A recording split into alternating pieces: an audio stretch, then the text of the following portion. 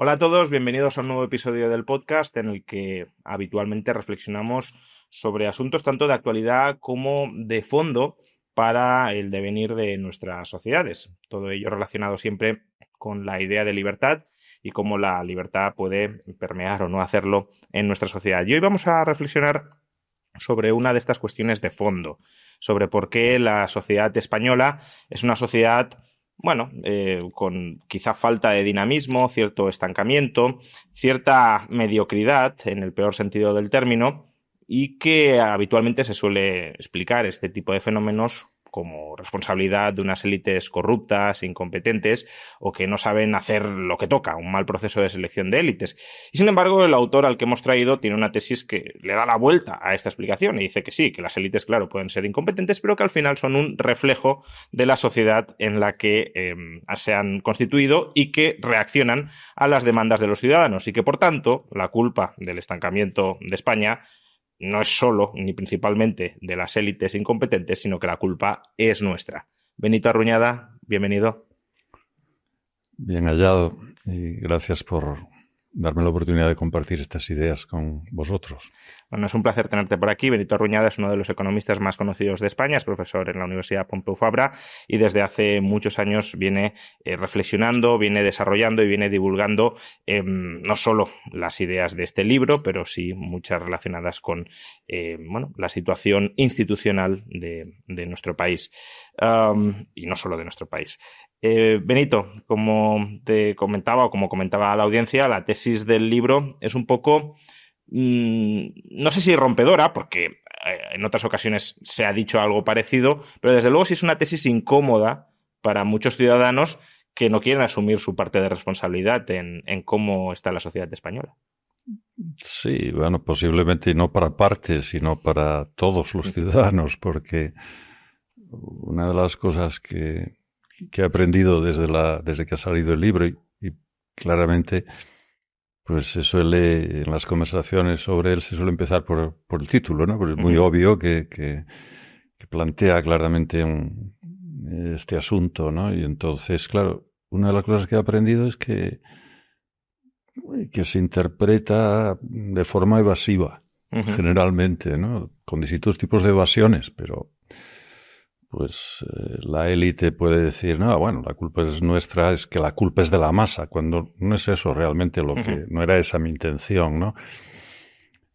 O también entre las propias miembros de la masa, digamos, pues tendemos a culpar a una parte de la masa, a la otra parte de la tribu, ¿no? O a la otra tribu, tanto en un sentido como en otro, ¿no? Geográfico, de género o político, claro. Ideológico, ¿no? Y lo mismo los intelectuales, ¿no? La culpa es de los intelectuales, de los políticos, ¿no? O para otros intelectuales de la masa. Pero claro, la lección es que tendemos, o sea, que también es lo que explica por lo que decías al principio, ¿no? De por qué resulta tan atractiva la explicación, pues la culpa es de las élites, o al fin y al cabo las élites funcionan ahí como cabeza de turco, ¿no? El maniqueísmo es muy atractivo, porque nos evita realmente enfrentarnos con nuestras propias responsabilidades. Y bueno, el mensaje principal, o la intención del mensaje, yo diría también del análisis en general del libro, es que el problema de España, como no puede ser de otra manera, pues es una responsabilidad compartida, ¿no? Entonces podemos hablar de compartida cómo y con cuánta responsabilidad por cada uno, pero bueno, eso plantea también otro género de preguntas, pero quizá el punto de arranque fundamental sería reconocer esto, porque nos animaría a que cada uno, cada parte, cada grupo, cada empresa, cada partido, pues empezar a asumir su responsabilidad y empezar también a reconocer qué cosas ha hecho mal, porque el futuro tiene que, o sea, para ser eficaz el análisis y para ser eficaz la política que queramos hacer en el futuro, pues tenemos que empezar por entender los errores del pasado, ¿no? ¿Y en qué sentido precisamente lo estamos haciendo mal, ¿no? Porque una posible interpretación que a lo mejor tomarán algunos de los que nos han escuchado hasta este momento es: los ciudadanos son responsables porque han dejado que las élites les secuestren el país y no se organizan colectivamente para tomar el control del país y sanearlo o regenerarlo, pero esa no es la tesis de tu libro. La tesis de tu libro, más que por pasividad de los ciudadanos de, bueno, vamos a dejar que estos incompetentes y corruptos hagan, es más una tesis activa. Es que los ciudadanos al final tienen preferencias que conducen a lo que tenemos.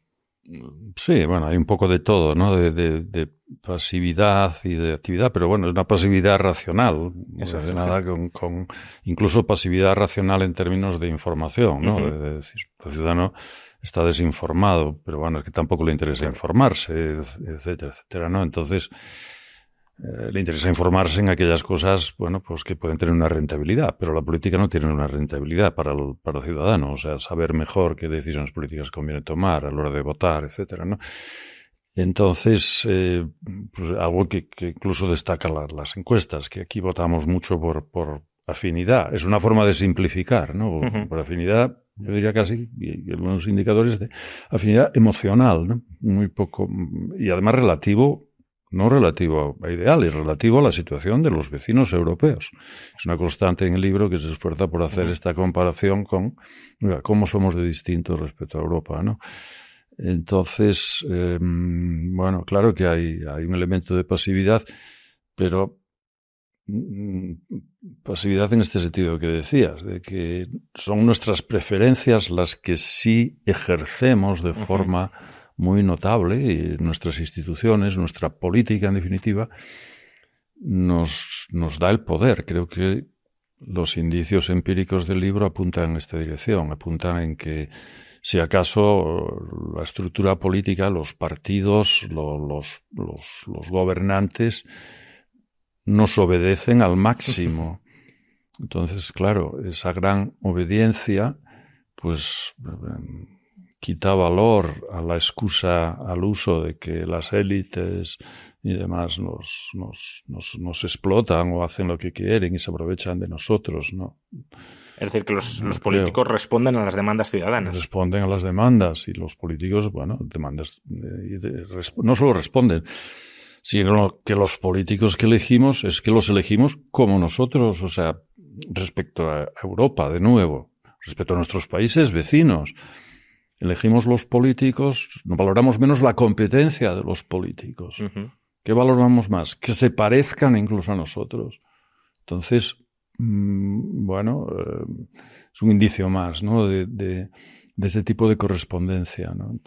En el libro hablas, o bueno, parte de la evidencia que aportas es la estructura cultural o de valores de la sociedad española, que digamos no es la más inclinada hacia la apertura económica o hacia regeneración no es un término que te guste mucho, pero para entendernos, hacia la regeneración institucional, ¿no? Sí, o a las reformas, a la liberalización, incluso a la aplicación de criterios racionales, ¿no? A pensar las consecuencias de las políticas, etcétera. Y todo ello, repito, comparando con los países vecinos, lo cual agrava el diagnóstico, ¿no? Pero no, al menos en términos de las preferencias que mostramos en las encuestas, en lo que decimos, pues es claramente así. Somos más estatistas, incluso más en términos generales, como más idealistas. La palabra idealista suele tener muy buena prensa entre nosotros, pero creo que no debería ser así, ¿no? Porque somos idealistas por decirlo de otra manera, en el peor sentido de la palabra, ¿no? En términos legislativos, por ejemplo, pensábamos con una ingenuidad tremenda que basta con hacer leyes para que las cosas funcionen. O sea, entendemos las leyes como si fueran la concreción o pudieran contribuir a la concreción de la realidad, ¿no? A configurar la realidad, en lugar de sentar el marco en el cual las personas se relacionan, ¿no? Tenemos una visión muy, muy primitiva, en el fondo, de cómo funciona la sociedad moderna, ¿no? Las consecuencias, pues son notables, ¿no? Y no precisamente agradables. Es lógico que nos cueste reconocerlo, que la raíz viene en última instancia de esas preferencias dislocadas, ¿no? Desinformadas y contradictorias. Que además esta ha sido, lo constatas en el libro, una constante a lo largo de nuestra historia. No es que... Bueno, este es uno de los indicios que yo creo importantes. Yo no soy historiador y tampoco el libro utiliza muchas herramientas de todo tipo de disciplinas. Soy profesor de empresa, ¿no? Entonces, en el fondo el libro toma a España como un problema, casi como, me he dado en pensar, como si fuera una especie de sociedad anónima en la que hay unos accionistas que son los ciudadanos y también una especie de directivos que son los políticos, ¿no? Y que se plantean pues todos esos problemas, pero pues, los derechos de decisión últimos están en manos de los ciudadanos, claramente, ¿no? Esto es muy obvio ahora en democracia. Claro, esto en tiempos de la dictadura era distinto, pero incluso con esa gran diferencia institucional que supone pasar de una dictadura a una democracia, pues yo aprecio que hay unas continuidades muy grandes en las políticas, e incluso más atrás. O sea, es el tema de la vivienda que estamos observando ahora, ¿no? Muy en primer plano. El control de alquileres estuvo vigente desde el año 20 hasta el año 85, y en esos periodos pues pasamos por creo que 5 regímenes políticos distintos, y en esencia pues no cambiaron el régimen. La regulación primera fue introducida por un gobierno conservador, el decreto Bugayal, curiosamente también, y de forma que ilustra mucho lo que está pasando ahora, iba a estar vigente por 18 meses, lo estuvo por 65 años. Y de hecho, después de esos 65 años se liberaliza, decreto Boyer, etc. Y la liberalización en puridad estuvo vigente 9 años. Y a partir de los 9 años empezamos yo utilizo en el libro este ejemplo como lo poco que valen las reformas en contra de las preferencias de los ciudadanos, entendiendo que esa liberalización, que a mi juicio acertada, ¿no? Una liberalización parecida a la que acaba de hacer Milei en Argentina, y que tuvo unas consecuencias además muy buenas en España, como las está teniendo en Argentina, pues sin embargo, a los 9 años estábamos dándole marcha atrás, ¿no? Entonces, claro, no quiere decir que no fuera beneficioso hacerla, pero da idea de las limitaciones del despotismo ilustrado, en cierta medida, incluso en las escasas ocasiones como esa, pues el despotismo estaba realmente bien ilustrado y acertaba, porque en esa misma época se hicieron muchas otras decisiones de despotismo ilustrado que han sido nefastas y que tienen, digamos, en ellas está la raíz de mucho de lo que nos está pasando ahora, como dar marcha atrás en la separación de poderes o demoler las bases organizativas de la administración pública, etcétera.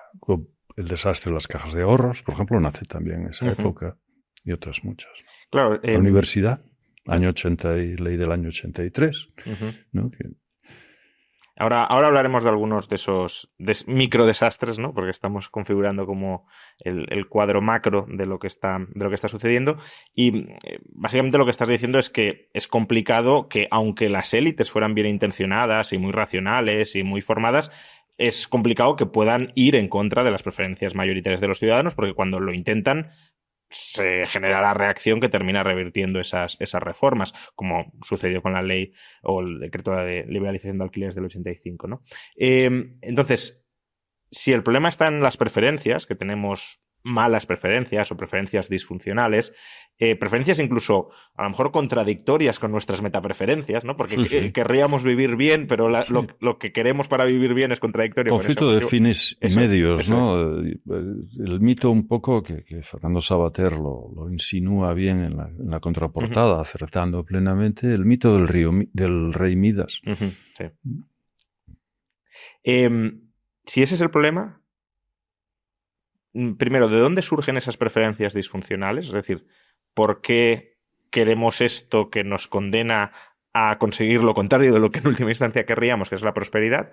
Y luego te pregunto cómo cambiarlo, claro, pero primero, ¿de dónde viene esto? Bueno, ¿de dónde viene? Yo he escrito algunas cosas sobre de dónde viene que opté por no incluir en el libro en determinado momento, porque me parecían más débiles y más complicadas en relación con algunos trabajos académicos sobre el papel de la religión y el papel, pero de los cuales son hipótesis que me parecen que no sabemos, no tenemos mucha idea para mucha seguridad sobre. Por otro lado, también me preguntaba que sean cuales sean los orígenes, ¿cuánto importa? Pues no lo sé. Podemos remontarnos incluso muy atrás en esos orígenes. Jesús Fernández Villaverde, comentando el libro precisamente por Twitter, que lo elogió en un tweet en determinado momento, sí, porque y iba un poco más allá en esto de los orígenes y sugería una serie de conjeturas o de hipótesis interesantes sobre la materia. Leandro Prado de las Cosuras también tiene ideas relevantes sobre este asunto. No sabría decir gran cosa realmente sobre los orígenes. Sí creo que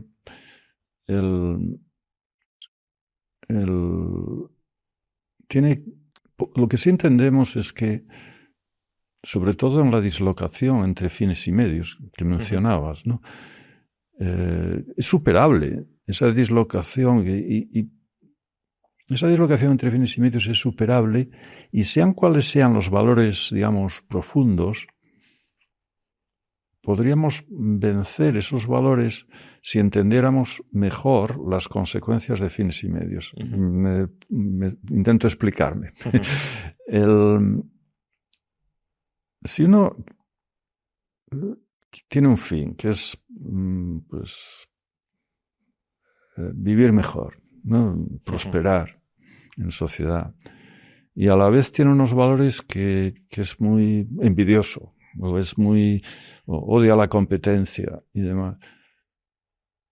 Pero si, sin embargo, aprende que con una cierta dosis mayor de competencia puede vivir mejor, bueno, puede empezar a ser más tolerante. Pero claro, para entender mejor la conexión fines-medios, ¿qué necesita? Pues invertir en educación, formarse, entender, saber un poco, no diría un poco de cómo funciona la economía, cómo funciona el mercado, no, cómo funcionan lo que en economía experimental llamamos steps of reasoning, y tenemos un trabajo sobre este tema que apunta directamente al corazón de este asunto, ¿no?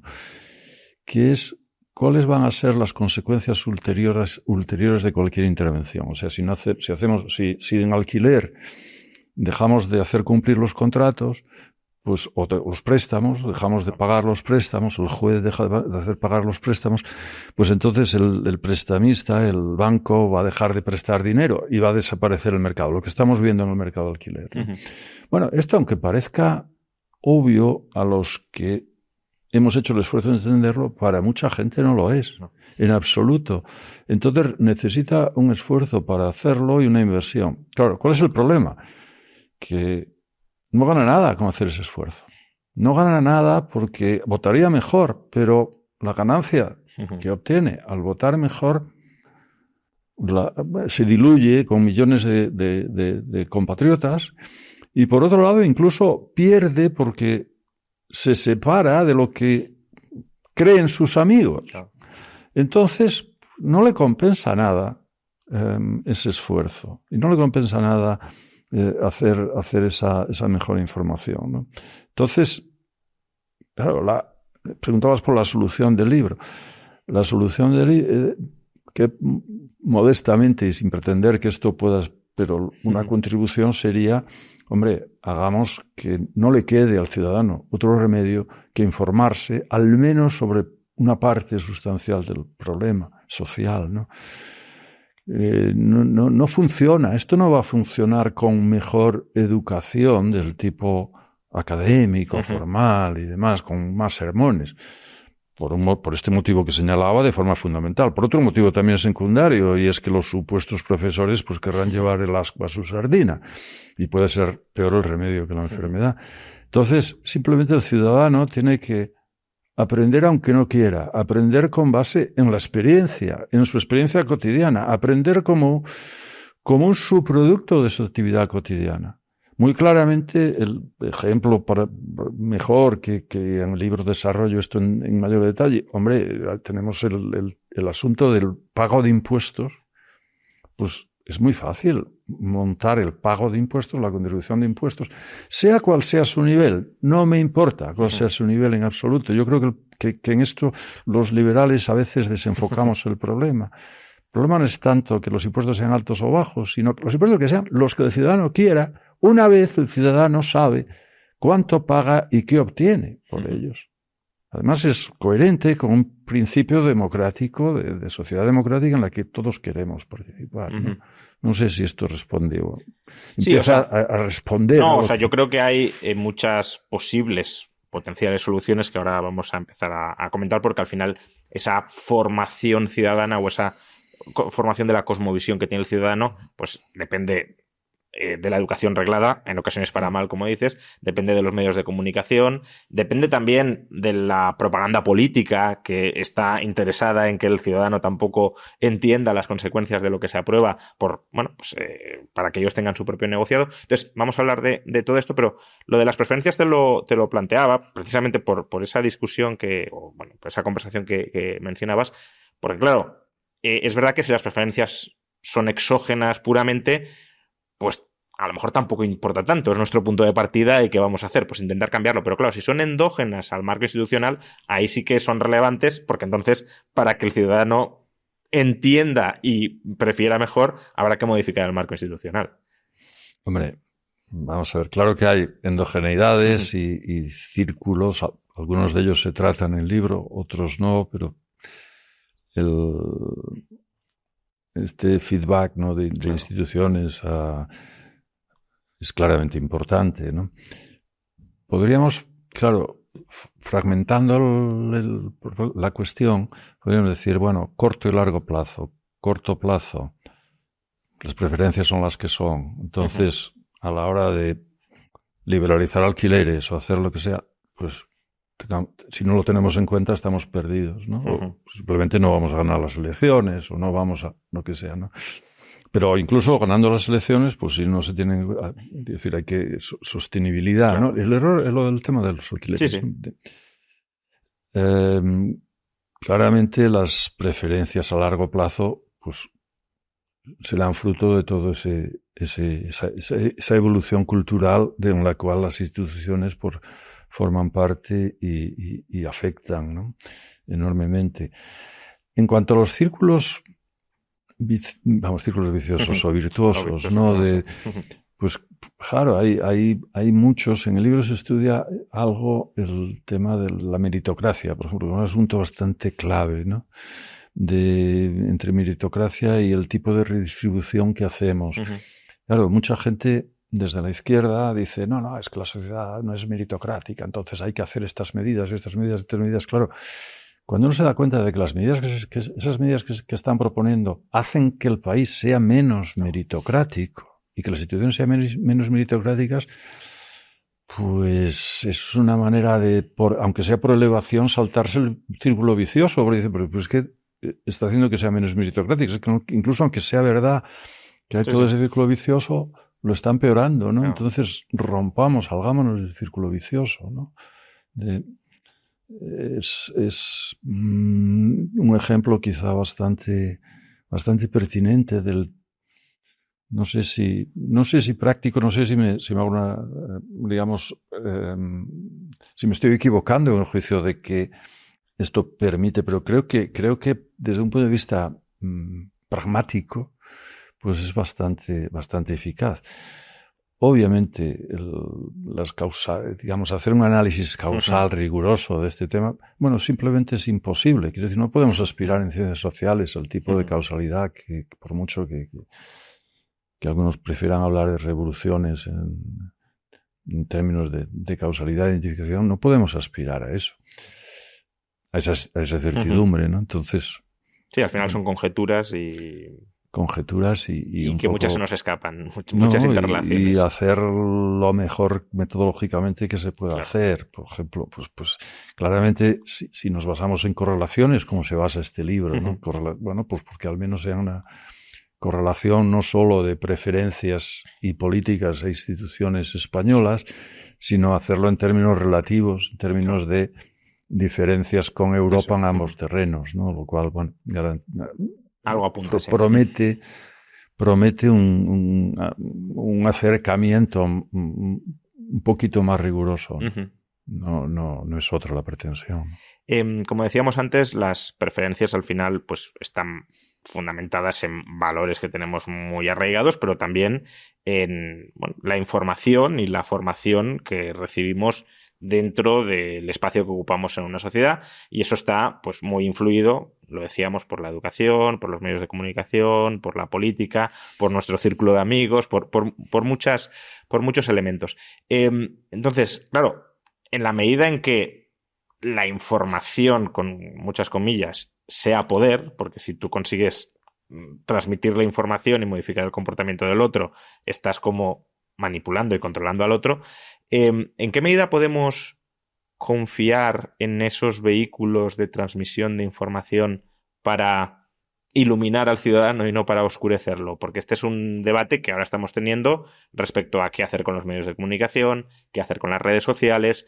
Es decir, ¿todo eso ayuda a que el ciudadano esté mejor formado o lo embrutece todavía más? Bueno, supongo que habrá de todo, ¿no? Tendríamos que analizar por partes y partes y partes. Por ejemplo, la educación formal hoy en España, pues probablemente lo embrutece, desgraciadamente dicho, con todo... Sí, crudamente. Con toda crudeza, ¿no? Los medios de comunicación legacy, pues también en general. ¿No? La televisión, pues también, claramente, ¿no? Las redes sociales, en parte también. En parte, sin embargo, las redes sociales, como son selváticas y digamos, hay más libertad de entrada, pues tienen por lo menos contienen la esperanza de que, vamos, redes sociales en sentido amplio, sí, ¿no? Todo lo que es los nuevos medios de información, ¿no? Incluidos los digitales, incluidos los podcasts, este canal, las redes sociales propiamente dichas, etcétera, pues yo creo que tienen la ventaja de mayor libertad de entrada, ¿no? Entonces, claro, rompen y es aplicable el análisis convencional de la competencia. Al final, el mercado de las ideas pues, es un mercado, como os decía, que más imperfecto y más propenso, proclive al fallo que los mercados comerciales, los mercados de productos tangibles, ¿no? Y probablemente tiene razón. Entonces, pero puede fallar y lo estamos viendo todos los días. Pero claro, vemos que la intervención política de esos mecanismos de información, pues los fallos son clamorosos, son insultantes, gravosos, y encima los pagamos con los impuestos de todos, ¿no? Pues, entonces, por eso te iba a preguntar ahora, ¿no? Porque claro, has planteado un diagnóstico un poco pesimista o realista de si embrutecen o no pues la educación, las redes sociales, los medios de comunicación tradicionales. Y claro, eso parece que alguno puede interpretar, pues eso le da armas al político para hacer lo que dice que tiene que hacer de vamos a regular las redes sociales, vamos a regular los medios de comunicación para expulsar a la fachosfera o a la bulosfera, también para meter más recursos supuestamente y cambiar las leyes universitarias en una dirección que no suele ser la mejor para solucionar el problema, pero claro, esa perspectiva obvia que el político también es un motor de manipulación a gran escala. Sí. Sí, o sea, vamos a ver, no es incompatible con la tesis. No. Quiero decir, vamos, en modo alguno, creo, debería entenderse que lo que este libro dice es los políticos son inocentes, ¿no? Los políticos son personas como los demás, además suelen tener más poder que el ciudadano medio. y por lo tanto pues son responsables igual que todos, ¿no? Ahora, el político también está dentro de un contexto muy limitado, ¿no? Entonces hablábamos de los líderes, cuando pensamos en el líder que decide, pero después si uno piensa no tanto en el líder último, sino en los, digamos, los políticos intermedios, pues las restricciones que tienen son muy fuertes, ¿no? Incluso dentro de sus propios partidos. Pero claro, esos partidos han sido elegidos y las personas que han sido elegidas han sido elegidas en sintonía con las preferencias de los votantes y seleccionadas con las preferencias de los votantes. Entonces, votantes que además han contribuido pues a introducir una serie de reglas, de instituciones que importan mucho a la hora de quién se dedica a la política, ¿no? Pues se favorece mucho al funcionario, que el funcionario se dedica a la política, se favorece mucho pues a la persona con menos recursos por temas de transparencia, etcétera, etcétera. Entonces, claro, esto son medidas que cuentan con mucho apoyo popular, probablemente con consecuencias nefastas para esas propias personas, miembros de la masa que apoyan esas políticas. Pero es un ejemplo, un buen ejemplo, creo que podría, si lo analizáramos con detalle, un buen ejemplo del tipo de contradicción entre fines y medios que antes comentaba. Y ahí también tenemos mecanismos bidireccionales, ¿no? Porque, digamos, los ciudadanos demandan por sus preferencias ese tipo de oferta política, pero a su vez la oferta política, a través de la fijación de agenda, también configura las demandas, los temas de discusión, los temas de debate, los ejes alrededor de los cuales se conforman cosmovisión ideologizada de los asuntos públicos. Por supuesto, y en eso distintos grupos políticos, pues da toda la impresión de que son más o menos expertos en entender esta materia, en entender, por ejemplo, algo que en el libro se toca un poquito, pero no mucho, que es cómo las emociones o la parte irracional del ser humano pues interviene de forma muy, muy fuerte en estos asuntos, ¿no? Entonces,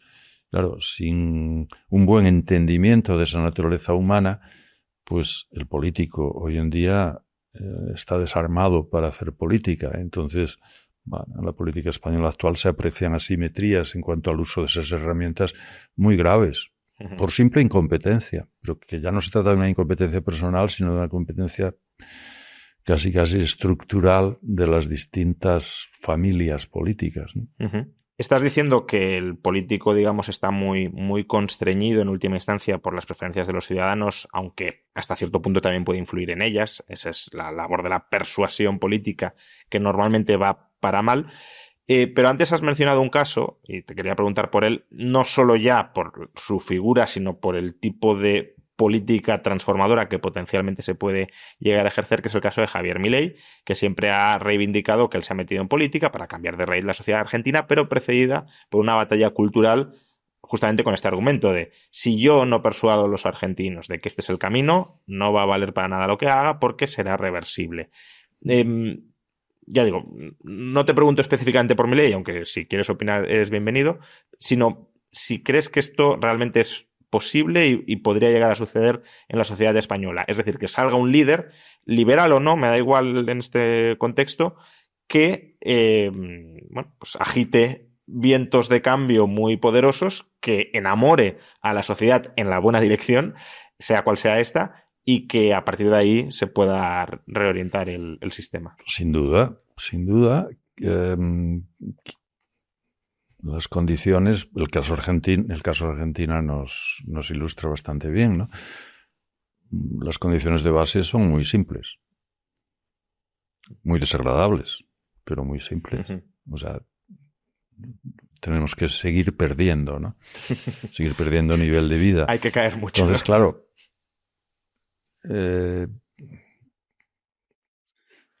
seguir perdiendo sustancialmente, ¿no? Porque lo que ocurre es que la pérdida de estos últimos años ha sido una pérdida asimétrica, en que unos pierden más que otros, ¿no? Los jóvenes pierden más, los mayores perdemos mucho menos o ganamos. Por otro lado, los inmigrantes como mínimo pierden mucho respecto a lo que podrían ganar. Mucho.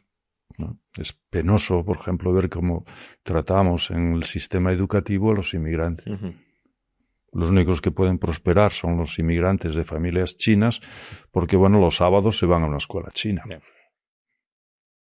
¿No? Y en la Pompeu tenemos un buen porcentaje de estudiantes chinos magníficos. Españoles, pero de origen chino, ¿no? Se me ha ido un poco la idea, pero... Sí, la influencia transformadora que puede tener el político, sí, sí, claro que puede tener... Hay que caer mucho para... Claro que puede tener influencia el político, pero esa condición de caída previa, ya sé lo que quiere decir. Esa condición de caída previa no se ha producido simplemente porque estamos anestesiados por el euro, por Europa, sí, claro, por el Banco Central Europeo y demás, ¿no? Entonces, claro, si me dices problema realmente grave, pues es este salvavidas europeo, que es lo que nos impide realmente al ciudadano desinformado, le impide darse cuenta de en qué situación está. Y como paso siguiente, empezar a pensar en la posibilidad de reaccionar. Porque eso también es, lo hemos comentado antes, ¿no? Pero es la explicación que das en el libro sobre cuándo España hace reformas, cuando no le queda otro remedio porque ya está en el extremo. España y todos los países, incluida Argentina. Sí, sí. Claro, Argentina tienen que, digamos, pasar 100 años y peor, y hasta, o sea, un porcentaje de inmigrantes enorme y tal. Pero claro, España no está en esa situación. No está en esa situación. En España no estamos teniendo la tasa de emigración de españoles fuera es pequeña, desgraciadamente muy selectiva, sí, en un sentido perverso. Bueno, pues evidentemente la gente más cualificada, la que sale. Pero sin embargo seguimos recibiendo gente. También en un sentido, bueno, no querría decir perverso, pero no tiene nada sí, en términos de capital humano, digamos. Pero en términos de menor cualificación, de acuerdo con nuestro modelo productivo, un modelo productivo que no es inocente, del que también somos responsables, porque a veces se habla de modelo productivo como si fuera un castigo divino. Y no lo es. O sea, cuando tenemos los impuestos que tenemos, que privilegian claramente favorecen el consumo en perjuicio de la inversión, el ahorro, la producción, ¿no? Y favorecen pues la hostelería sobre todos los demás sectores, etcétera, pues acaba teniendo el modelo productivo que tenemos, ¿no? Se perjudica gravemente la inversión en capital humano porque el impuesto de la renta empieza a ser progresivo muy pronto, a niveles muy bajos.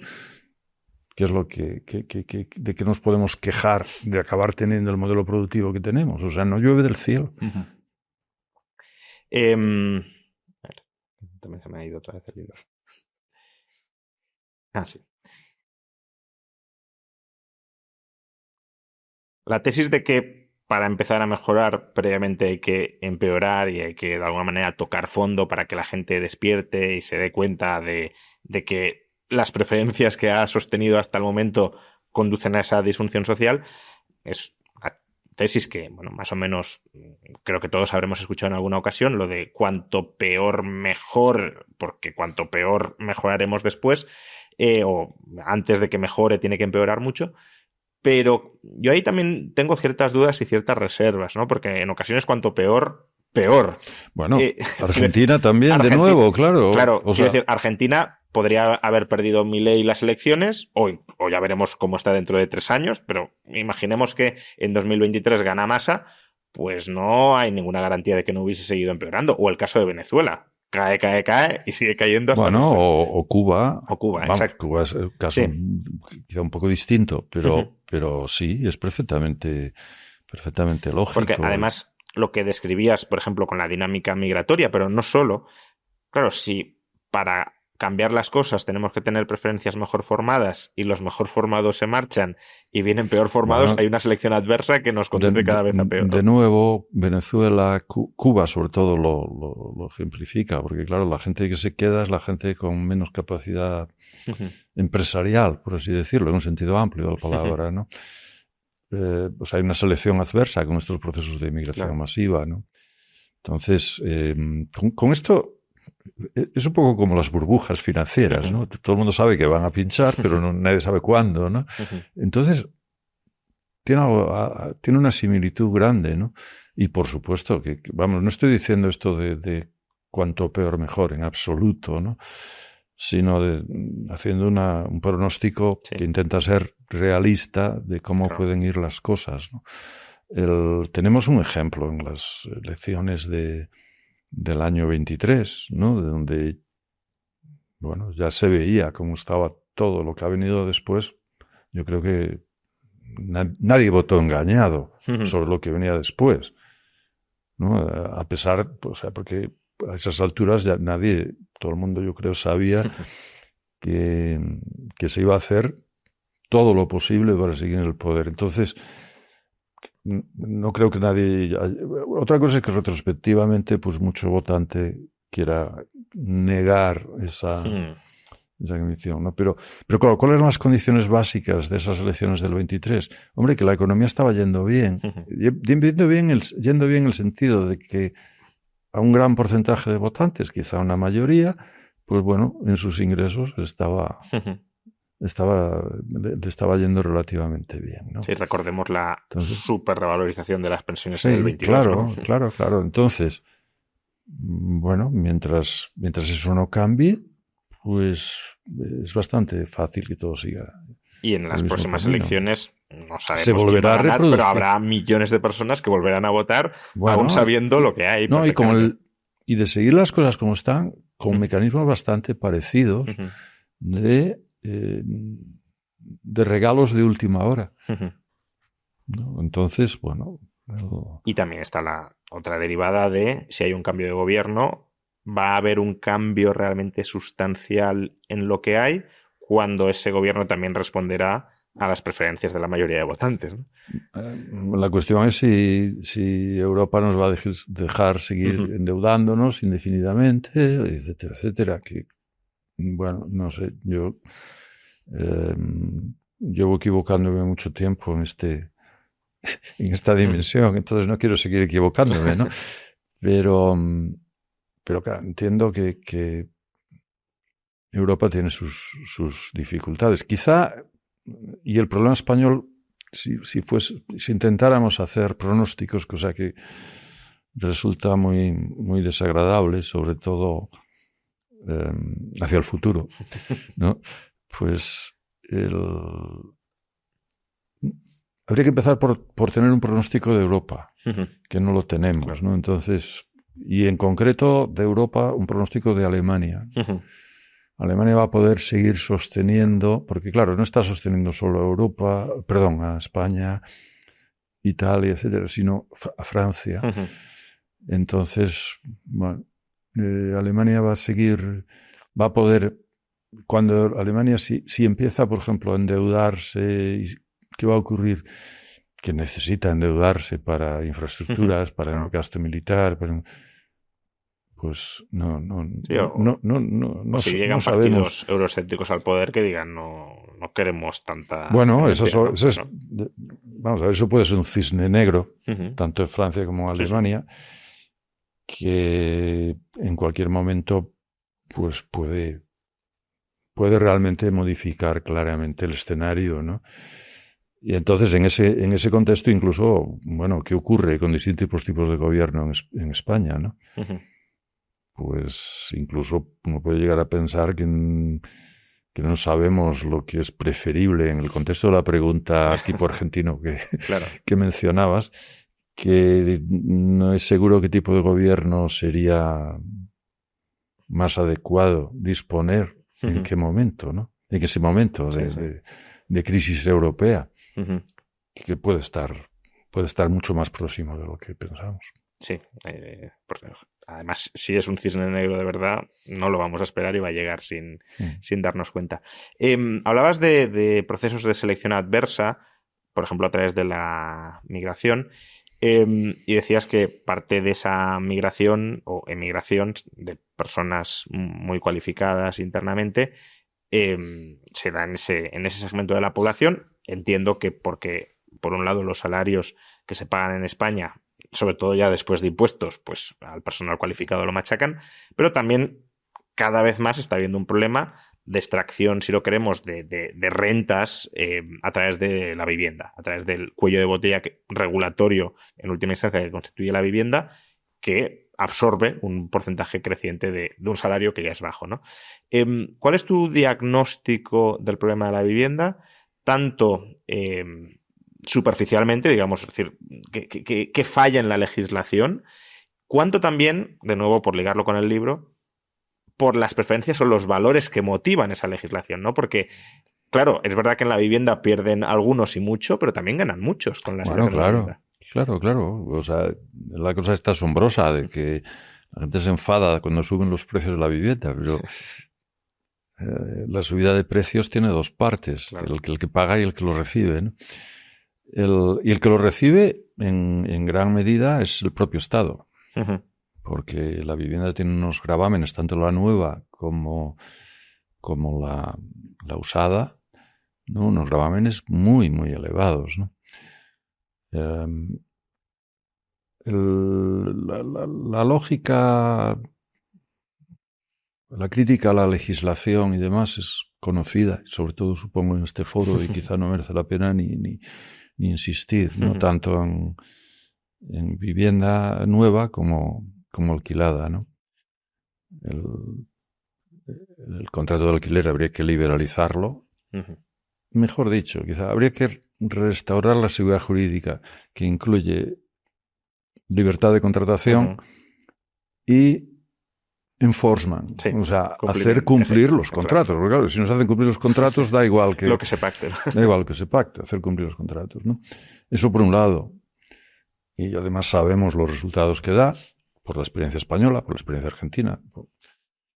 Sabemos también los resultados que da las medidas opuestas, ¿no? Viviendo en Barcelona, pues lo tengo muy claro. Sí, aparte aquí, esto es liga un poco también con lo que hablábamos antes, ¿no? Permíteme el paréntesis. Los mismos que han promovido la ley de la vivienda, que todos vemos lo que sucede, ahora están diciendo que ha sido un fracaso y que hay que profundizar. Que hay que profundizar, claro, pero bueno, uno pensando mal a veces, cuando salen estas noticias de que ciertos de estos promotores tienen tantas viviendas, quizá es claro, que están del otro lado, claro, sí. Pero bueno, esto es un cotilleo, digamos, pero da que pensar, ¿no? Uh-huh. Están del otro lado también otro asunto, y esto en el libro trata algo de esto, es decir, es que realmente la gente que promueve estas medidas no es tan tonta como para entender. Sus votantes puede que no lo entiendan, uh-huh, pero los promotores sí entienden que las medidas son contraproducentes. Lo que ocurre es que son contraproducentes, pero mientras sus votantes no lo entiendan, pues puede que en realidad les aumenta el poder. Uh-huh. Les aumenta el poder porque les permite justificar, pues, crear un parque de viviendas públicas, nacionalizar la banca, las cajas de ahorro, lo que sea, ¿no? Entonces, quiero decir, puede haber intereses en esta materia, ¿no? Y luego también diría, depende a qué porción del electorado se dirijan, ¿no? Porque, claro, la ley de la vivienda o la congelación, por ejemplo, de los alquileres, está claro que perjudica a quien quiera alquilar una vivienda, pero a quien tiene una vivienda alquilada, si no permites claro, que lo echen, pues claro, ese puede ser votante y vive de las rentas, ¿no? Esto es algo que trato bastante en el libro porque no se le presta atención, sobre todo los economistas no le prestamos atención, que es que una misma ley tiene efectos muy distintos sobre los contratos futuros y los contratos vigentes. Entonces, en los contratos vigentes, una congelación de alquileres produce una transferencia de rentas. Y aquí hay una cuestión importante. Las partes de ese contrato vigente entienden muy bien las consecuencias.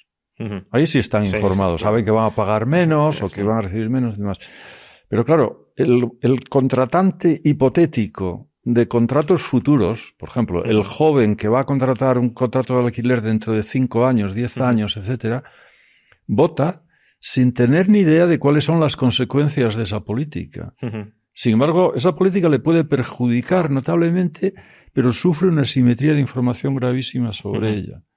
Y claro, aunque sean muchos más, pues no están organizados, no tiene coste político para el votante, ¿no?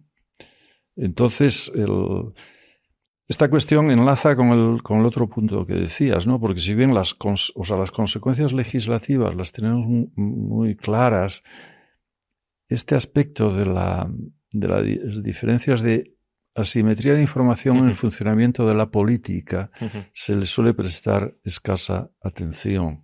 Y son las que en realidad mueven a la adopción de esas políticas.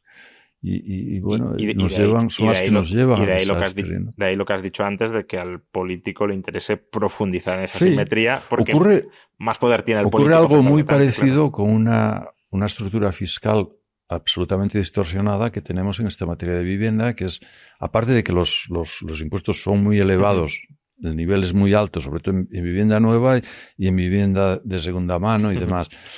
Pero es que además tenemos una distorsión en cuanto a que grabamos muchísimo las transmisiones y relativamente muy poco la tenencia. El IBI es muy bajo, pero claro, el IBI, la percepción del ciudadano es que es muy alto porque lo ve, lo sufre periódicamente. Mientras que las transmisiones no le duelen porque ni las ve, porque las paga el comprador. Muchos piensan incluso que es el notario quien cobra las transmisiones, que cuando paga el impuesto de transmisiones se lo está pagando el notario, porque actúa como agente. Pero claro, tenemos un impuesto de transmisiones del 10-11% en Barcelona, a partir del 1.000.000 de euros. Esto es récord mundial, me parece. Mis colegas americanos no me creen cuando les digo que pueden pagar el 11% en una transmisión en Barcelona. Aparte de esto, plusvalías, ganancias patrimoniales, muchas de ellas sobre cifras completamente infladas, con inflación, no son ganancias reales. Entonces, claro, la respuesta de muchos propietarios es incluso seguir viviendo en casas demasiado grandes o mantenerlas vacías. El porcentaje de domicilios vacíos en Barcelona hace 2 años, 3 años, era del 9%. Sí, en un momento de precio. En un momento de Madrid 6%, lo cual la diferencia encaja con la diferencia en el ITP. ¿No? Pero permíteme que añada. Esta distorsión de transmisiones de gravamen sobre transmisiones versus tenencia encaja muy bien con las preferencias de la gente. Y encaja también con un tipo de sociedad muy personalista, donde se penaliza mucho al que se mueve. Se penaliza mucho al que cambia de barrio, al que cambia de ciudad, que cambia de empleo. Entonces, claro, esto ilustra también las circularidades que mencionabas, porque claro, con esa estructura fiscal lo que se está favoreciendo es una sociedad de tipo muy personalista, incluso donde la propiedad solo se transmite dentro de la familia. O sea, en realidad, por esta cuestión de fiscalidad inmobiliaria, estamos retrayéndonos o llevándonos al antiguo régimen. Estamos amortizando la propiedad y haciendo las relaciones semifeudales, o sea, haciendo que la familia extendida pasa a ser el modelo más que la familia nuclear. Sí. Y eso, pues como decías, explica en parte los valores que tenemos y los que seguimos teniendo y su persistencia. Sí, en este caso se refuerza, porque el ITP, creo recordar, era del 4% en los años 80, generalmente. Ahora, en Madrid se considera que es bajo con el 6. Claro, como siempre, País Vasco por vivienda habitual creo que es del 0. Mencionado entre paréntesis porque conviene mencionarlo para a ver si nos aclaramos de una vez de qué va eso del País Vasco. Hemos hablado de vivienda. Otro sector, otra parte de nuestras instituciones que has mencionado antes y sobre el que querría reflexionar ahora es el sistema de educación reglado y sobre todo la universidad. Has dicho que la universidad ahora mismo en general embrutece y no contribuye a mejorar nuestras preferencias. Luego en otras materias probablemente sea formativa, pero en cuanto a formar ciudadanos, por decirlo de alguna manera, no parece que esté ayudando demasiado. Y además en el libro también mencionas, y querría que habláramos un poquito de todo esto, prácticas corruptas dentro de la universidad que, sin embargo, de alguna manera se disculpan o se minimizan frente a otras, ¿no? Bueno, yo antes me refería al sistema educativo en general como embrutecedor, pero aplica también a la universidad. Vamos, la Universidad Española tiene sectores, departamentos, facultades competentes, pero otros muchos que no lo son, ¿no? En términos promedios, las cifras son espantosas. sencillamente espantosas. O sea, el estudio, el PIACC de la OCDE, que evalúa a los adultos, sistemáticamente el promedio de competencias de los graduados universitarios españoles es inferior al de los bachilleres finlandeses, holandeses, etcétera, en matemáticas, o sea, habilidades cuantitativas, verbales y solución de problemas, en los 3 ámbitos. Entonces, claro, esto es el promedio. Se puede decir, pero también tenemos producción gente muy buena, sí, pero el promedio es el que es. Entonces, el promedio es fruto en gran medida de la tremenda masificación de la universidad. Pero, claro, en el fondo es que si la universidad se masifica, en el fondo deja de ser universidad, ¿no? Y esto es muy grave con la inteligencia artificial también, pues se ha agravado. Luego te quería preguntar por la inteligencia artificial, pero antes de eso, esa masificación en parte también es resultado de las preferencias de los ciudadanos. Totalmente. No solo masificamos la universidad. O sea, es que el fenómeno de la masificación, por ejemplo, tenemos una congestión judicial muy nociva, fruto de la masificación. Claro. Pero está tan arraigada que incluso los informes pues, del círculo de empresarios piden, para resolver el problema, más recursos. Más recursos. Cuando el problema de la masificación judicial en gran medida no es un asunto de más recursos, es un asunto de mejores sentencias, más selectivas y menos masificación, posiblemente menos oferta y de mayor calidad, no de más cantidad. O sea, conecta totalmente con las demandas de la gente. Se ve a la justicia, en lugar de ver la justicia como un asunto que sobre todo produce externalidades positivas, ¿no? Lo que se ve es como un proveedor de servicios al usuario. El usuario principal de la justicia no es el litigante. El usuario principal de la justicia ha de ser el contratante que ve que las sentencias son buenas y entonces ya no necesita, ya tiene mucho más fácil contratar y no necesita litigar para saber cuál va a ser la solución. Pero, esa es la función de la jurisprudencia. Pero no lo entendemos. No lo entendemos. O pensamos en la justicia como un mecanismo como si fuera, pues no sé, una fábrica de chocolatinas. Volviendo a la universidad, ¿cuáles son los problemas que diagnosticas, los principales? Habrá muchos, pero los principales que ves en la Universidad Española. Es decir, has hecho un... Muy sencillo. Autonomía sin responsabilidad. Entonces, claro, si uno tiene una empresa pública a la que le garantizamos el presupuesto, pues no hay solución, ¿no? Produce productos cada vez de menor calidad y quiere producir cada vez más producto y tener más gente empleada. Es todo lo que ha ocurrido desde el año 83. Entonces, se ha multiplicado la universidad múltiplo enorme, reduciendo la calidad y en el fondo pues en buena medida en un proceso masivo me viene a la cabeza una palabra que no quiero usar, ¿no?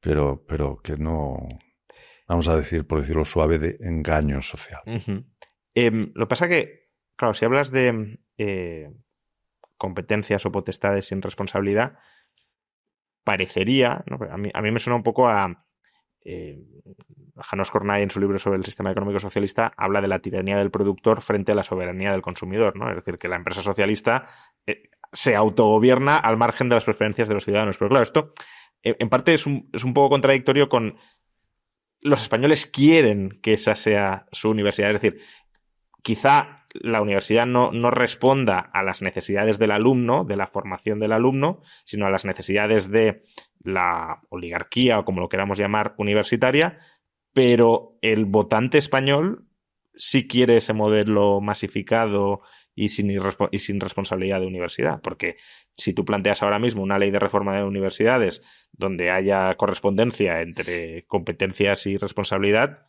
la oposición social probablemente sea mayoritaria.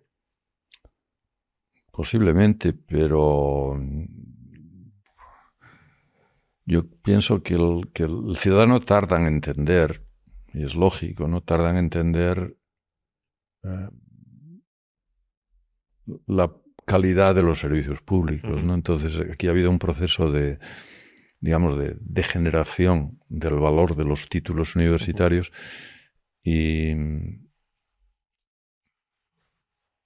pero que se tarda, lógicamente, en apreciar. No obstante, vemos muchas señales de que esa apreciación es cada vez más común, ¿no? En la evolución relativa. O sea, hace 3 años yo hice un estudio sobre la estructura de la universidad que se resume en el libro, parte del libro lo resume, y la previsión en ese momento era que a final de esta década la cuota de mercado de las universidades privadas iba a ser superior a la de las públicas. Claro, un gran porcentaje de la población española ha entendido perfectamente el problema y se va a las universidades privadas, bueno, porque marginalmente le da un mayor rendimiento. Claro, pero te iba a preguntar también por eso, ¿no? Porque, claro, si el único problema fuera competencias sin responsabilidad, la privada tiene competencias y sí que tiene responsabilidad porque se juega su propio patrimonio y, por tanto, debería hacerlo todo bien, pero la privada, o no todas las privadas lo hacen todo bien, ni muchísimo menos. ¿No crees que también hay un problema de, por un lado, sobreregulación de las universidades públicas y privadas, esta centralización de planes de estudio, de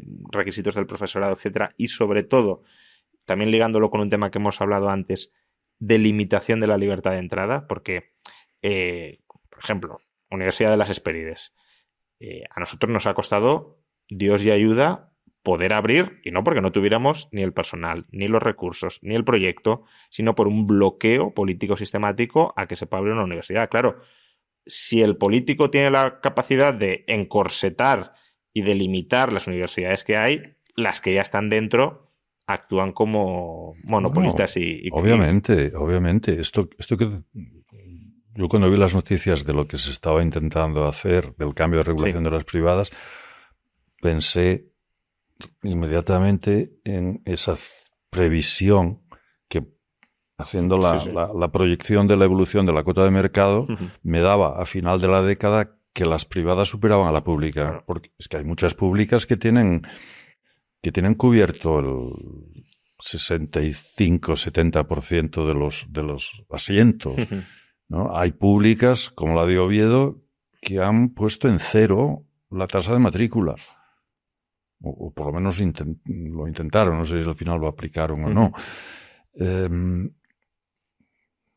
Claramente esa dinámica funciona. Es lógico, como en todo sector protegido, digamos, que ve su futuro en peligro, ¿no? No es...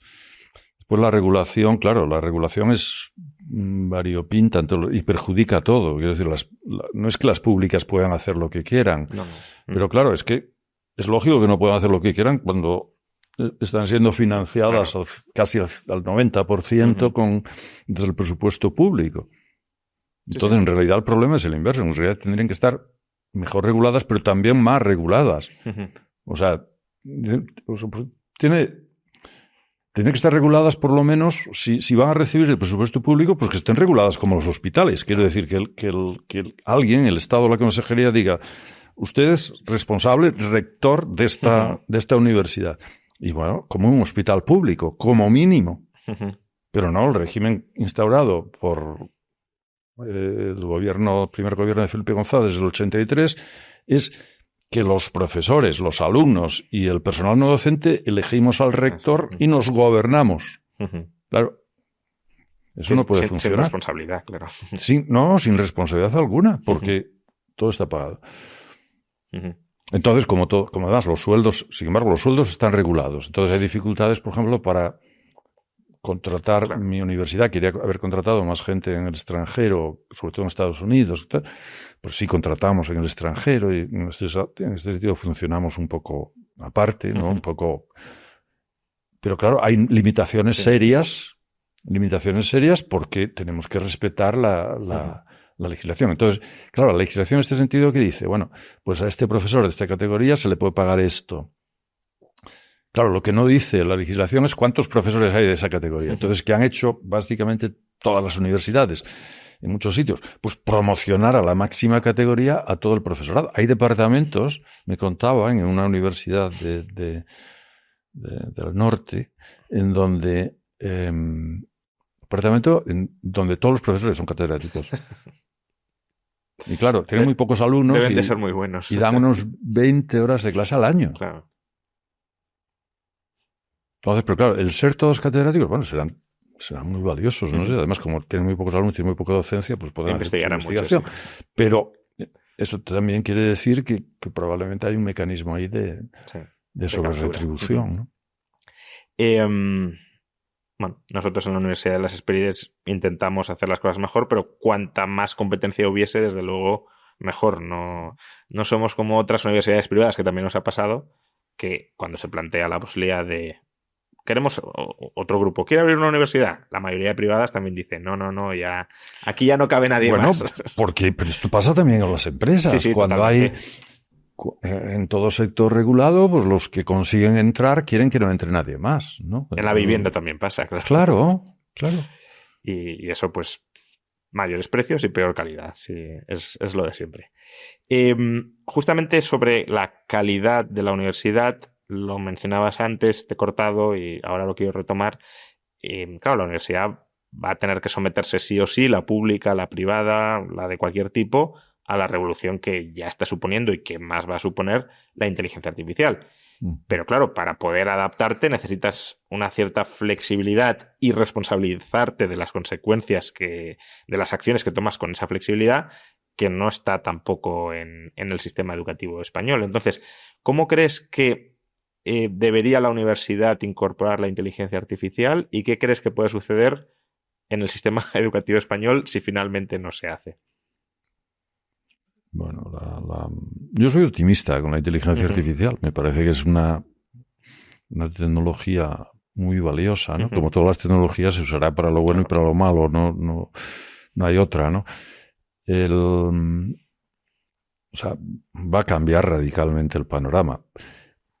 Uno de los motivos para ser optimista es que rompe el monopolio del profesor. Es decir, con la inteligencia artificial uno tiene a mano un profesor relativamente bueno para estudiar de todo y de una forma muy flexible, muy adaptada, haciendo lo que le guste, etcétera, etcétera, etcétera. Entonces, docentemente, a mí me gustaría tener ahora 25 años y tener la ilusión de esos 25 años para explorar ese mundo con porque todas las cosas que intentábamos hacer, pues ahora con inteligencia artificial es todo mucho más fácil. Entonces es una palanca espléndida para hacer todo tipo de esfuerzos. ¿Y qué estamos haciendo en las universidades y demás? Prácticamente nada. Y en el sistema educativo prácticamente nada. A un nivel muy general, incluso hay una dislocación adicional, es lo que plantea, ¿no? Lo que quería haber mencionado antes, que era, claro, una universidad masificada. O sea, ¿qué tenemos en el sistema educativo español? Tenemos que expulsamos a la gente a la universidad y además es una universidad masificada. Y está mal visto hacer FP de oficios, ¿no?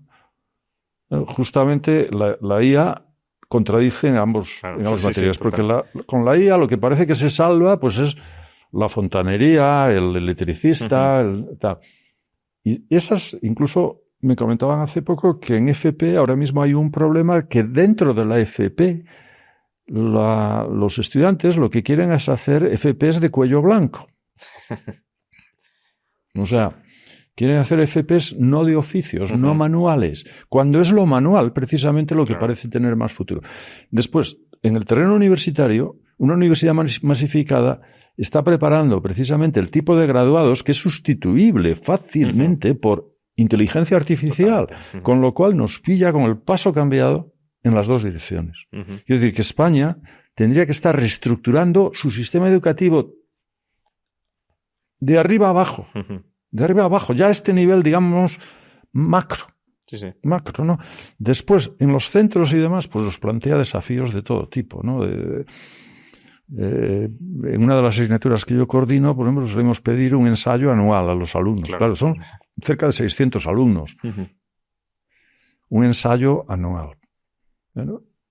Cuando empezó ChatGPT, dejamos de pedirlo porque simplemente bastaba dar las instrucciones y inmediatamente producía unos ejercicios, unos ensayos que eran valorados con 9,5, 10, o sea, en promedio muy superiores al promedio de los estudiantes y no comprobables que fueran de inteligencia artificial, con lo cual tuvimos que dejar de hacerlo porque tampoco es factible, digamos, hacer un examen oral para 600 alumnos, que además dentro de la universidad pues hay que hacer un examen oral que en teoría tiene que ser con 3 profesores, o sea, y 3 profesores, 600 alumnos, pues podemos estar y 2 meses, ¿no? Y además, claro, también el tipo de habilidades que serán necesarias, incluso intelectualmente, son distintas, porque a lo mejor no es tanto la memorística, sino saber navegar por la inteligencia artificial. Claro, y saber... los estudiantes, lo que yo observo es que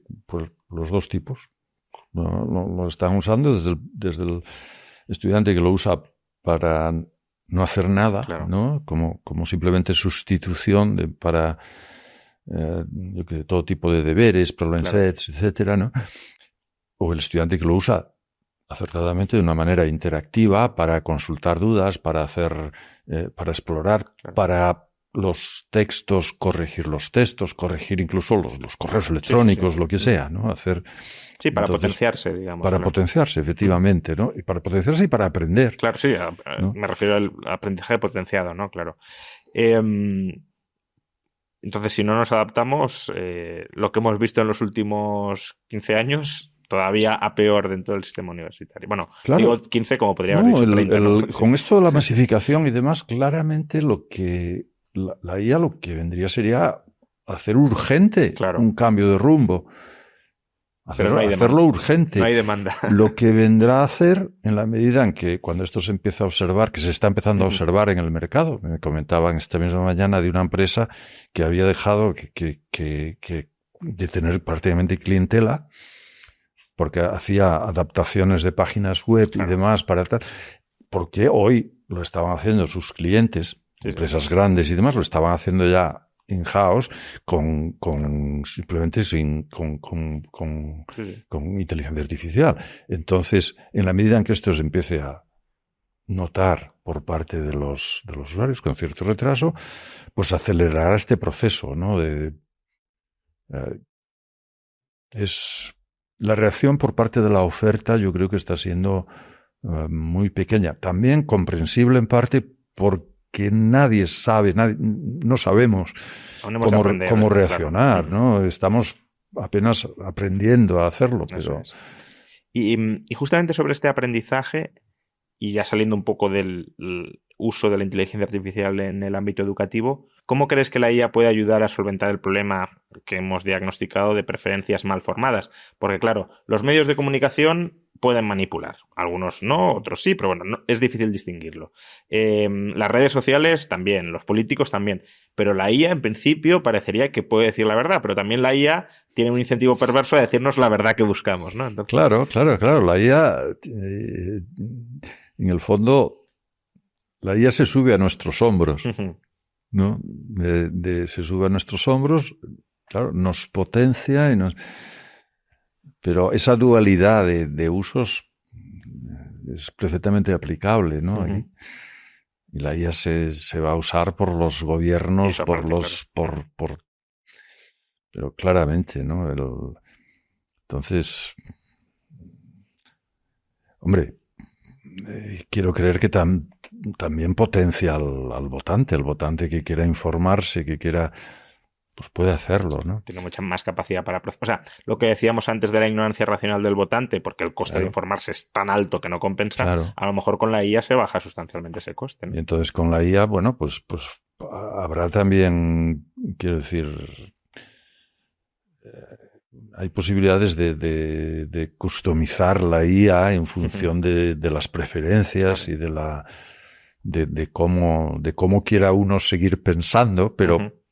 que le ayuda a pensar mejor, aun cuando quiera pensar en una determinada dirección, pero que piense más racionalmente, ¿no? Ya para ir terminando, Benito, quería preguntarte sobre posibles soluciones, pero más allá incluso de algunas que planteas en el libro, como, digamos, sistemas o marcos institucionales alternativos que podrían o no, eso es lo que quiero que valores, solucionar esta falta de coherencia entre fines y medios que diagnosticas en el libro como causa de los problemas. Porque claro, ahora estamos en un sistema puramente democrático donde el votante vota en función de sus preferencias y esas preferencias pueden estar mal orientadas sin él ni siquiera saberlo y, por tanto, conducir a resultados disfuncionales, ¿no? Y hay diversos autores en el ámbito de la economía y de la filosofía que han planteado sistemas radicalmente distintos. En la tradición intelectual española, por el primero que te quiero preguntar, hay uno que tiene bastante raigambre, que es la tecnocracia. Es decir, que en lugar de que gobierne el pueblo, que gobiernen unos tecnócratas, el despotismo ilustrado que mencionabas antes, que sí sepan interpretar lo que quiere el pueblo y que adopten, o sea, sí sepan interpretar lo que realmente quiere el pueblo en última instancia y que adopten las políticas que sí conducen a ese resultado. ¿Qué problemas le ves a la tecnocracia? Bueno, pues que el tecnócrata tampoco es inocente, ¿no? Uh-huh. Y acabará imponiendo sus preferencias en lugar de identificar las de la gente, ¿no? Entonces, yo soy muy escéptico respecto a esta posibilidad. Creo que en el fondo es una forma de dictadura intelectual que no me merece más respeto que las otras formas de dictadura, ¿no? En el fondo, por eso me parece que el mensaje del libro, que mucha gente ve como pesimista, es un mensaje optimista, porque es un mensaje que cree en el individuo. Que cree en el individuo y que mantiene que precisamente un respeto al individuo. Entonces, pero claro, el individuo, digamos, hay un intervencionismo, si quieres decirlo así, o un arbitrismo mínimo en decir, bueno, pero el individuo, como tiene esta contradicción que no le interesa informarse, bueno, hacer que se informe aunque no quiera, ¿no? Tiene que aprender a autogobernarse. O sea, que las cosas, que la realidad le informe con dolor, con el dolor, por ejemplo, de pagar impuestos, de ver que los está pagando, pero de forma que no pueda evitarlo. Sí.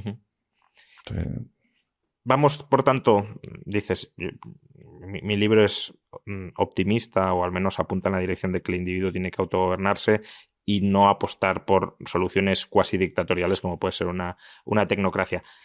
Pero avancemos ahora a una etapa más intermedia, ¿no? Desde en la tecnocracia la masa, digámoslo así, no gobierna nada y solo gobierna la oligarquía ilustrada. Luego tenemos un modelo intermedio que buena parte de la masa sí gobierna, pero con restricciones, que es por el que te quería preguntar, que es la epistocracia. Es decir, votan las personas que superan pues un determinado examen o que acreditan un determinado conocimiento intelectual, como para decir, oye, yo he hecho el esfuerzo de informarme y como lo he hecho, pues puedo votar. El que nos haga el esfuerzo, pues que no vote. Bueno, yo creo que este va a ser uno de los debates a futuro. No sé si en términos epistémicos de conocimiento o en términos de contribución. Sí, eso también. ¿No? En términos de contribución, que claro, se acercan de una u otra forma. Bueno, se acercan, no es que se acerquen, pero... Además por tema de incentivos, de alineamiento de claro, incentivos. Tocan parecen tocar digamos, el sufragio censitario, ¿no? Sí. Hombre, ha habido debates ya en Singapur o en Alemania que van muy en esta dirección. En Singapur debatían hace unos años pues si convenía que los jubilados prescindieran de la mitad de sus votos, ¿no? Que los jubilados, los pensionistas, digamos, quien no contribuye al común, tuviera menos representación política. Esto, para alguien que mira el problema desde el punto de vista de las sociedades anónimas, es muy tentador como solución. Curiosamente, desde extremos políticos muy distintos, en Alemania se debatía algo muy parecido en el fondo, estructuralmente, que era que los menores de edad tuvieran derechos de voto ejercidos por quienes tuvieran la tutela, sí, ¿no? Pero, digamos, compensando el desequilibrio demográfico, claro, o mejor dicho, el desequilibrio de derechos políticos que causa la evolución de la demografía, ¿no? Entonces, bueno, estos son cuestiones a considerar seriamente, porque es un tipo de intervención que iría a la base del sistema de toma de decisiones, en cómo se ponderan las decisiones y demás. Falta ver, no sabe, sería muy interesante. Yo no sé si con datos demoscópicos incluso se podría hacer un ejercicio de ver cómo cambiarían las decisiones políticas, porque es posible que cambiaran mucho menos de lo que pensamos con esta solución, ¿no? Porque esta solución realmente es mantener la misma información que tiene la gente y que tome las decisiones, ¿no? Claro. Mientras que la solución que más se analiza en el libro es, que más se propone, pero también es la más concreta y demás, es que la información, sobre todo en el aspecto de los impuestos, quizá algo también en el valor de los servicios públicos, pero en el aspecto de los impuestos sea más transparente, digamos, pues haciéndolo a la bestia sería, Suiza o Singapur también, pues suprimir el sistema de retenciones y hacer que los ingresos se paguen en bruto y la gente, o soluciones intermedias en este terreno, de decir, bueno, por lo menos que a todos nos salga algo a pagar en el mes de junio cuando pagamos la renta, ¿no? Y no como ahora, que sale casi todo el mundo negativa, ¿no? Etcétera. Quiero decir, este tipo o hacer que el IVA, por lo menos que los precios se puedan anunciar sin IVA, que está prohibido por una directiva europea. Claro, es que tenemos cantidad de reglas que hacen más asimétrica las relaciones políticas del ciudadano con el Estado, ¿no? Y el último sistema por el que te quiero preguntar, que es el más futurista, de hecho, así casi se llama, ahí vota todo el mundo, pero vota solo sobre valores, ¿no? Es lo que propone el economista Robin Hanson, de vota sobre valores, apuesta sobre creencias. La gente vota, yo quiero que mejore el empleo, quiero que suban los salarios, y luego la política concreta que se instrumentaliza para que ese fin último se materialice, se decide en el mercado de apuestas. ¿Cuál de estas políticas es la que con mayor probabilidad alcanzará el fin logrado o el fin votado? Y esa política que gana en el mercado de apuestas es la que se aplica institucionalmente. ¿Cómo lo verías? La futarquía de Robin Hanson. Lejana. Lejana porque... Yo escribí hace 2 o 3 años un artículo que utilizaba una palabra. No me gusta nada eso de acuñar palabras, me parece poco pretencioso, pero yo jugaba con la palabra preciofobia. ¿No? Esto era mitad de la pandemia. Y bueno, incluso después de escribir aquella tribuna, pues coleccioné muchos más casos. Yo creo que la sociedad española es preciofóbica, claramente, ¿no? Entonces, si es una sociedad preciofóbica, lo iba a tener difícil tomando decisiones políticas a través del mercado de apuestas. Brian Albert dice, los precios son señales y no paramos de dispararles a las señales porque no nos gustan, ¿no? Sí, ciertamente, son mensajeros, claro. Y los matamos. Sí, bueno, sí. Lo que hemos esta semana, o sea, cuando las medidas estas de protección contra la crisis, o sea, una crisis de oferta. Envía los precios, sube los precios y ¿qué hacemos? Dispararles, claro. Causando inflación probablemente. Pues muchísimas gracias, Benito. Ha sido un placer conversar contigo sobre tu libro, La culpa es nuestra, diagnosticando una serie de problemas para las causas del estancamiento social y económico de España, que no son las habituales, o al menos no son las que nos gusta escuchar, porque terminaremos citando a un amigo común, al profesor Rodríguez Brown. El mejor amigo del hombre no es el perro, sino el chivo expiatorio, y por tanto siempre buscamos culpables que no seamos nosotros. Muchísimas gracias. Gracias a vosotros. Un placer. Pues muchas gracias también a la audiencia por acompañarnos. Hemos hablado con Benito Arruñada, ahí tenéis su libro muy recomendado, y nos vemos en un próximo episodio del podcast. Muchas gracias.